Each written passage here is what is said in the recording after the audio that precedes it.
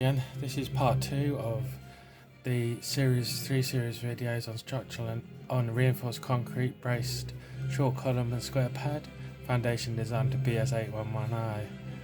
This is structural analysis and design made fun and easy channel. So if you haven't seen it, then look at part 1. We got a bit of the Mandalorian thing going on in the background just because it's Friday, so hopefully that could help you enjoy this as well.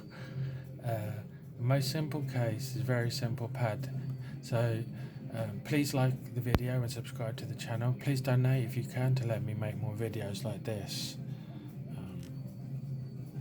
So basically in part 1 we did the loading, the setup, and we worked out the ultimate loads. We looked at the reinforcement in the column and the reinforcement in the column and whether that could carry the load, and then we did the characteristic bearing pressure to make sure that the pad didn't fail in bearing capacity. So now this in part 2, this is part C. It says determine the spacing of the T20 bars in the base to resist the bending moments in the base. So first thing we notice that they've already selected T20 bars in the base to resist the bending moments. As you remember, the base was 2 meters square, 2 meters wide by 2 meters long, so 4 meters squared. Just a little trick. The exam technique. It said there's 8 marks for this part of the question. So that's 8 times 1.8 is 14.4 minutes. Just a quick, because 1 times 8 is 8, and 0.8 times 8 is the same as 8 times 8 divided by 10. So 8 times 8 divided by 10 is 6.4 plus 8, 14.6. So now for the design. Doing this design, we're back to the ultimate limit state. Therefore, the pressure of 1040 divided by 4. So we're looking for the ultimate bearing pressure under the pad. So that is actually 1040 divided by 4, which is 210 kilonewtons per meter squared. So the UDL over the entire, I've drawn it on this diagram in red. What to do with this? The diagram. This is the UDL over the entire. There's the concrete pad foundation in grey. This is just a cross section, and so the UDL over the entire load in red, and the entire area in red is 1040 divided by 4 is 210 kilonewtons per meter squared. So the way I think it was at uni, or I was told to design the pad foundation is to pretend the base is an upside down slab. So there was a uniform distributed load in 2 directions over the entire area of the slab of 210 kilonewtons per meter squared. So that is what I've drawn in red up there, the UDL over the entire foundation. I mean, if you were drawing it in 3D, it would just be, it's over the whole area. To find the moments over the base, we know that, so we want to find the moment now at the column. So you pretend that the base is inverted, so it's like a piece of slab that is supported by a column. Then that's the way to think of it. It's like just having it like this, isn't it? Just like a column with a pad at the bottom, and then so the moment is starting from the outside edge. Say the X starts at the right hand side, moving from right to left. Then the moment is equal W times X divided by 2. So that's X is measured from right to left, from the outside of the base to the inside. So to find the moments over the base, we know that the moment is given by W, which is, we just worked it out, as 210 kilonewtons per meter squared, times X over 2. And we're looking for the moment when X equals L over 2. So, because the base is 2 meters wide, L over 2 is half of the base, which is 2 divided by 2, which is 1. So therefore at the column face, the moment is 210 kilonewtons per meter width times 1 meter wide times the lever arm, which is 1/2. That's 105 kilonewtons per meter. So that's basically it. That gives you the moment. So now we've got the ultimate moment in the base of the foundation. Now we can use that to work out what the reinforcement required is. So if you, just to double check, you can use the equivalent point load method. So I've done that on this side, a bit lower down, just to double check. So on one half of the base there will be 210 times 1 kilonewton. It should be 210 kilonewtons per meter times 1. That gives you 210 kilonewton here.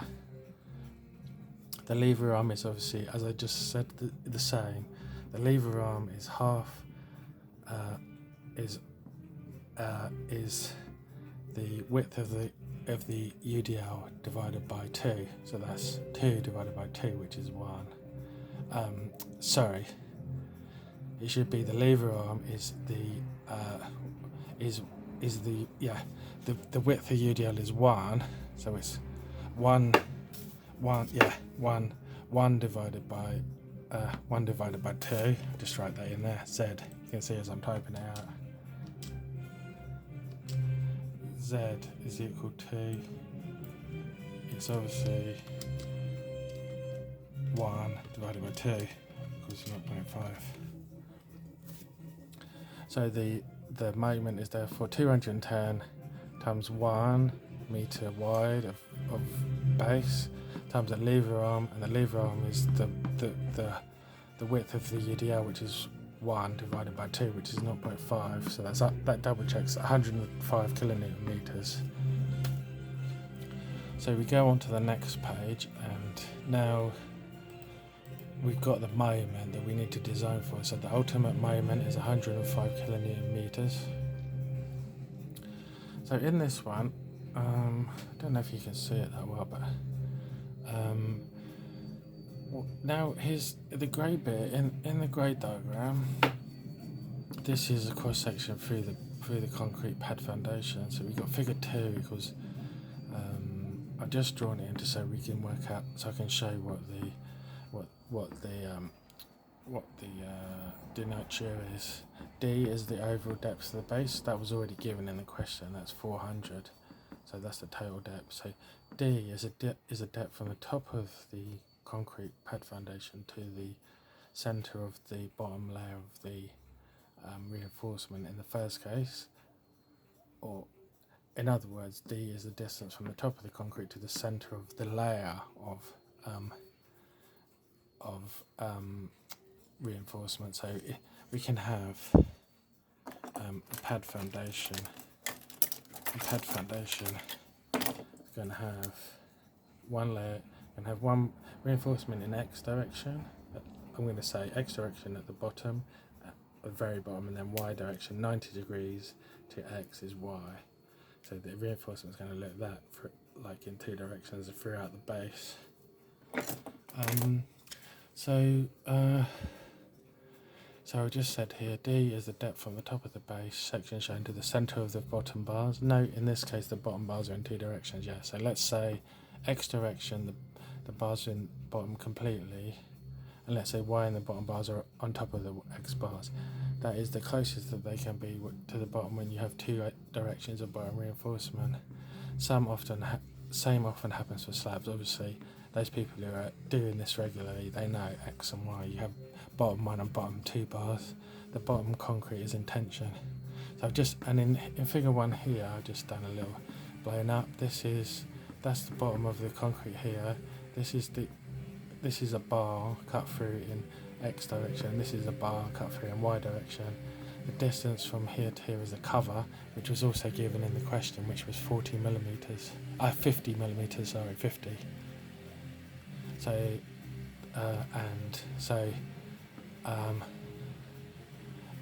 So basically, before we can do our magic formula, which is Km divided by BD squared over FCU, we need to find D.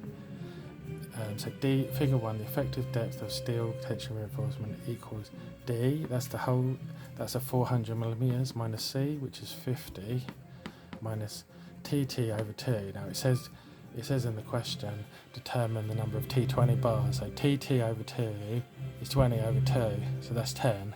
So therefore, effective depth equals 400 minus 50 minus 10. That's obviously 340 millimeters. Yeah, that's it. So that now we found that. So now we come back to our magic formula, which is I've done a special video on how they calculate K, but this one comes up so many times whenever you're designing. It's worth watching my other video, and because it's a quadratic. To get Z, we need the Z over D. We need a quadratic equation. So in this case, we got K is equal to M divided by B D squared FCU. That equal, we've just found out at the moment was 105 times 10 to the power of 6, and B. Oh, sorry, that's wrong. Yeah, B in this case is a meter because we're doing it per meter squared, per meter width. We're designing the base per meter width. So actually, I'm going to probably have to do a top-up video just to show how we're designing it, because the overall width of the base is 2 meters, but we just, for the purposes of this, we design it per meter width. So it's the same as a slab basically. If we've got 6 meter long or wide slab, we just break it into 1 meter sections to do the design, and then you say this is the area required of reinforcement per meter width, not for the whole thing usually. So just to double check, it's so K equals M divided by BD squared over FCU. M is equal to 105 times 10 to the power of 6. B is 1,000. D we just worked out was 340. And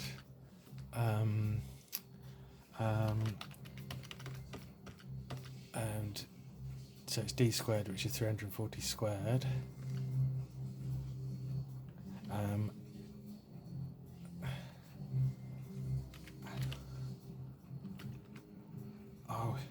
One second, I just gotta 105, 1, 2, 3, 1, 2, 3, there we go. So it's 105 times 10 to the power of 6 divided by 1,000, that's 1 meter width, divided by 340, which is effective depth, squared. Divide that by, let's say FC equals 30, and that gives us 0. Oh, just lost that. Don't know if you can see that. 0.030276. I just got to put that in there.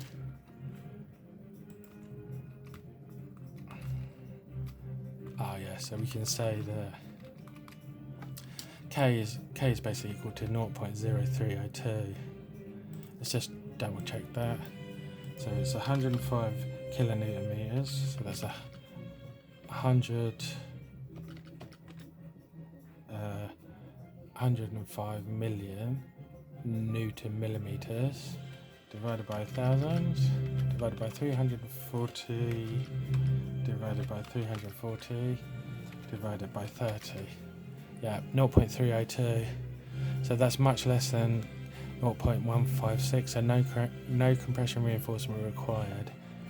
And now this goes back to a little bit about Z. Z over D is equal to 0.5 plus the square root of 0.25 minus K over 0.9. This is a solution to a quadratic equation.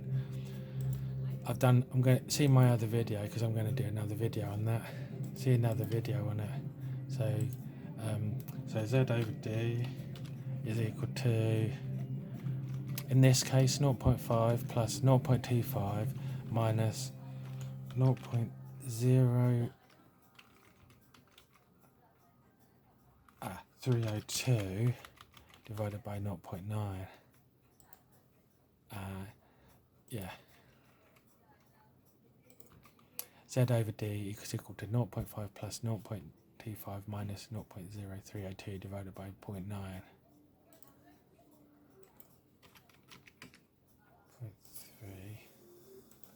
And 0.302 divided by 0.9 is equal to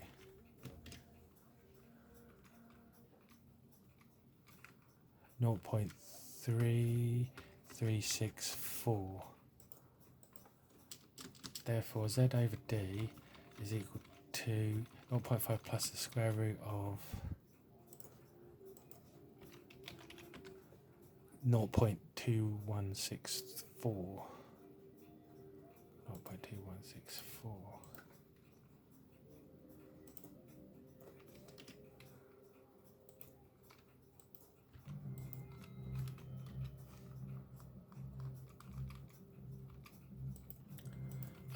Equals to 0.5 plus, let's just do the square root of this one, 0.465. 465. That equals to 0.965. Oh yeah. 9 point, but also, okay, 0.965. So, but also not Z over D must be less than 0.95. So it's limiting by 0.95. So Z over D, that means Z is equal to 0.95D, which is 95 times 340, 0.95 times 340, 323 millimeters. So say 323 millimeters. Yeah, 323 millimeters. So in the X direction, Z is equal to 323 millimeters rather than 340. The AS required, so the AS provided so the AS required, that's also given by magic formula number 2, which is M divided by 0.95 times Fy times Z equals AS required. That's 105 again, and it's 323. So it's 105 million Newton millimeters divided by 0.95 divided by 460 divided by 323. That's 700. So the AS required is 744, basically. 744 millimeters squared. AS required is 744 millimeters squared per meter. 744 per 1,000 meter width. So it says in the question also the T20 bars are provided, so the AS provided to be determined by using T20. Area of one T20, pi r squared, or pi d squared over 4, which is 3.142 times 20 over 2 squared, so that's 20 over 2 is 10, squared is 100, times 3.142 is 314.2. So the number of T20 required per meter is 744 divided by 314.2 equals 2.36. 2.368. 2.368. 2.368. 2.368.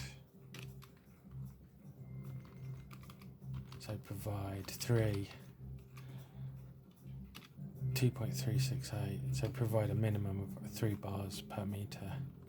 AS provided is spacing them. Well, in actual fact, it would make more sense to provide 4 bars, because then the spacing will be 250.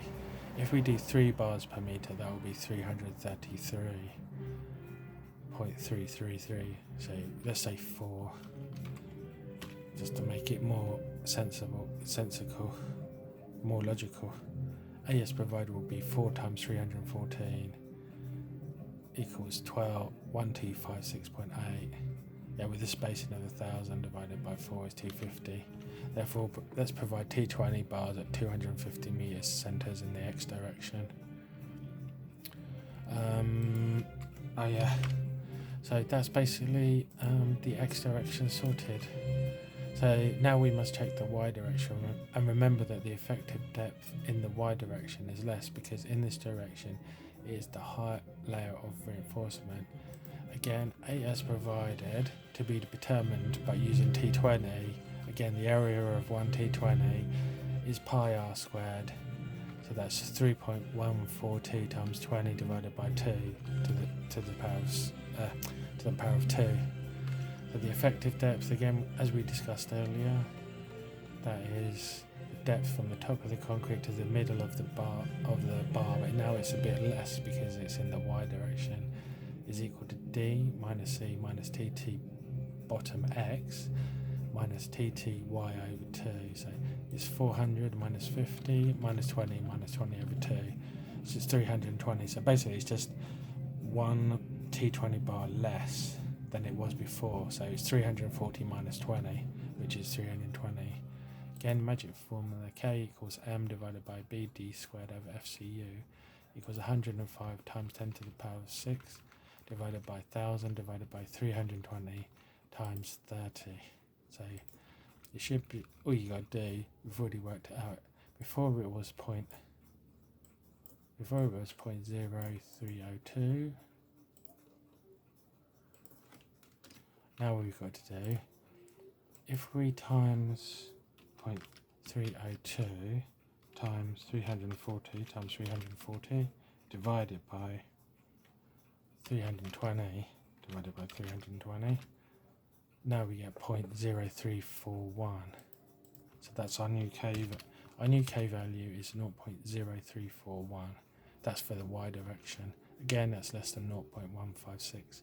No compression reinforcement required. Z over D is given by a quadratic equation, which is 0.5 plus the square root of 0.25 minus K over 0.9.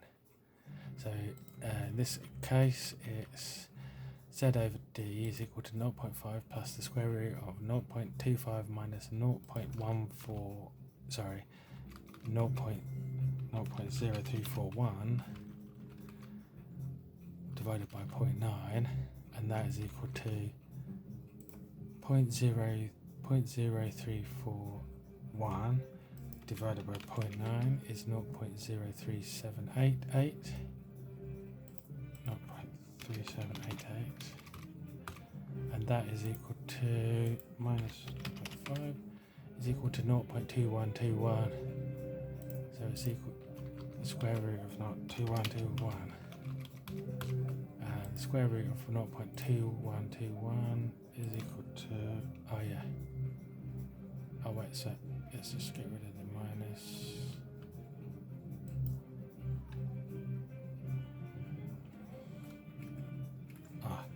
So, sorry, 0.2121 square root is 0.4605 again. 0.4605,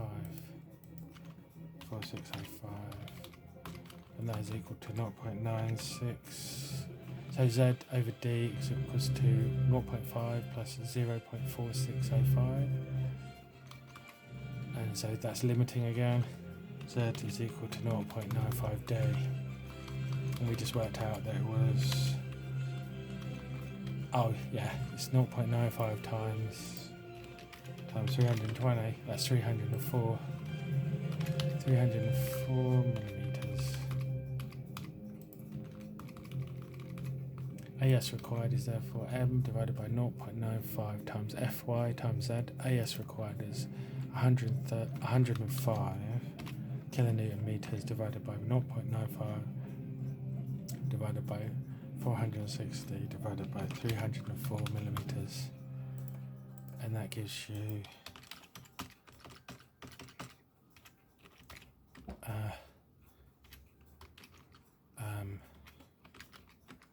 790 millimeters, 791 millimeters squared per meter. 791 millimeters squared per meter.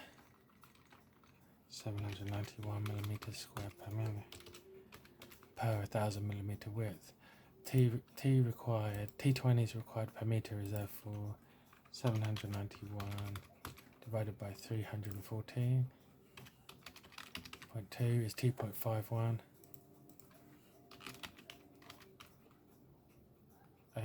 So we might as well say min T20 at 4 per meter. That's 250 millimeters spacing.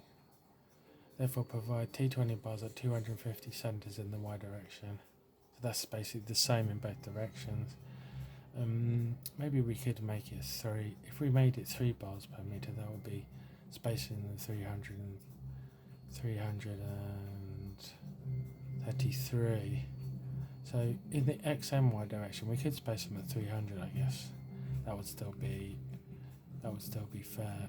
We'd have